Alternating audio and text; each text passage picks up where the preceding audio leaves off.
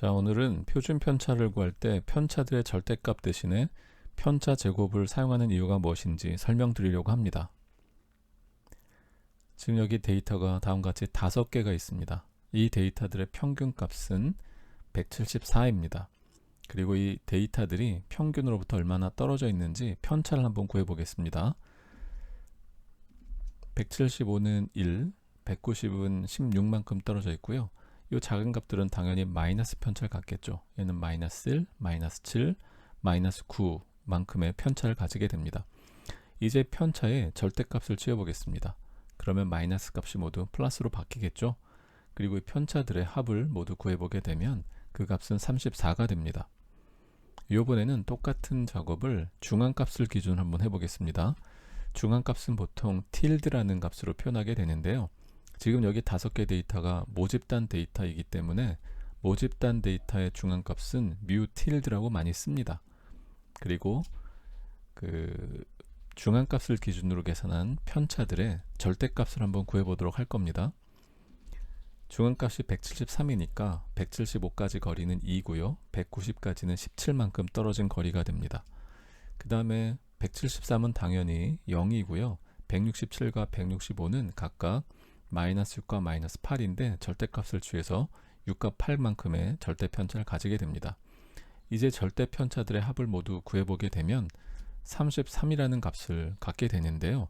지금 여기서 보여주는 데이터뿐만 아니라 항상 중앙값을 기준으로 절대편차를 구한 뒤 모두 합한 경우가 평균을 기준으로 한 경우보다 더 작은 값을 가지게 됩니다. 자, 이제는 절대편차가 아니라 편차 제곱을 한번 구해보겠습니다.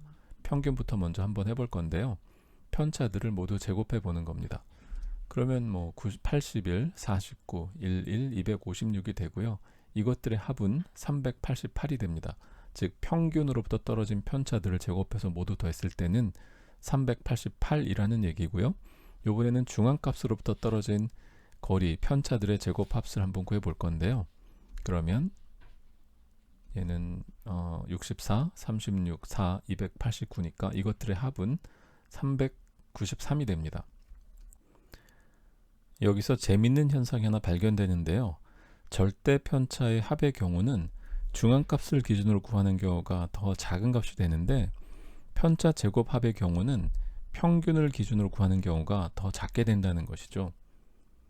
그래서 데이터들이 평균으로부터 얼마나 흩어져 있는가를 구할 때는 편차 제곱합을 구하게 되지만 데이터들이 중앙값으로부터 얼마나 흩어져 있는가를 구할 때는 절대 편차합을 구하게 됩니다.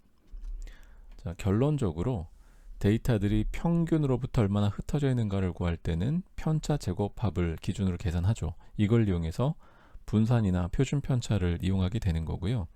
데이터들이 중앙값으로부터 얼마나 흩어져 있는가를 구할 때는 절대 편차합을 기준으로 계산합니다. 이제 이 절대 편차합을 n으로 나누게 되면 평균 편차를 구하게 되고 그거를 가지고 3표를 표현하게 되는 것입니다.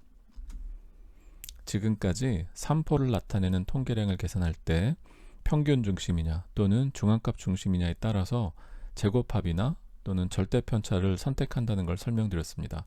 수고하셨습니다.